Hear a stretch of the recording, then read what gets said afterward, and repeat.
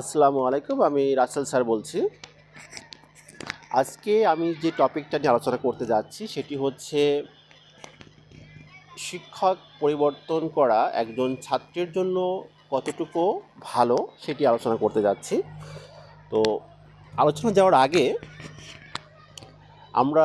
আমি আরেকটা বিষয় ক্লিয়ার করতে চাই।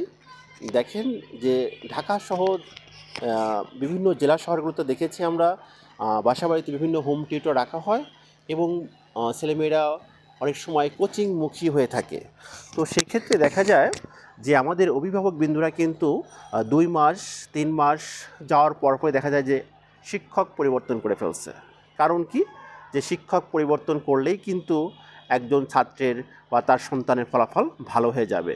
আসলে বিষয়টা এরকম নয়।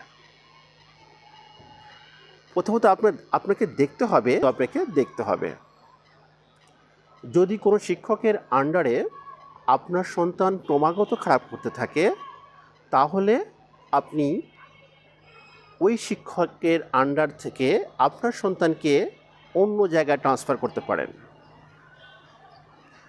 যদি আপনার সন্তান ওই শিক্ষকের লেকচার বা কোনো টপিক বা বোঝানোর ক্ষেত্রে আপনার সন্তান ভালোভাবে ধরতে না পারে, তাহলে আমি মনে করি আপনার শিক্ষক পরিবর্তন করা জরুরি। যদি দেখেন যে আপনার সন্তান শিক্ষকের কথা ভালোভাবে আমলে নিচ্ছে না বা তার সাথে বেশি খাতির হয়ে গিয়েছে, বা যদি দেখেন যে শিক্ষকের কথা আপনার সন্তান মানছে না, তাহলেও কিন্তু আপনি শিক্ষক পরিবর্তন করতে পারেন।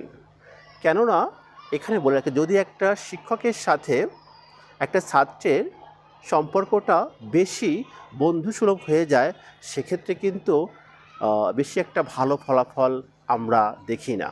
তো সেদিকে লক্ষ্য রাখবেন। যদি দেখেন যে আপনার শিক্ষক খুবই ইরেগুলার, একদিন আসে বা ২ দিন আসে না, সেক্ষেত্রে আপনি শিক্ষক পরিবর্তন করতে পারেন। তো এই যে পয়েন্টগুলো আমি বললাম, যদি এই সকল পয়েন্টগুলো আপনি লক্ষ্য করেন, তাহলে আমি মনে করি আপনার সন্তান যে শিক্ষকের আন্ডারে রয়েছে তার কাছ থেকে আপনি অন্য শিক্ষকের অন্য শিক্ষকের দ্বারে যেতে পারেন। তাহলে আপনার সন্তানের মঙ্গল হবে আমি আশা করি। তো এদিকে আমরা একটু খেয়াল রাখবো। আজকে আমি যে টিচার কখন পরিবর্তন করবেন এই বিষয়গুলো আলোচনা করেছি। ইনশাল্লাহ নেক্সট ভিডিওতে অন্য একটা বিষয় নিয়ে আলোচনা করব। ধন্যবাদ সবাইকে। আসসালামু আলাইকুম।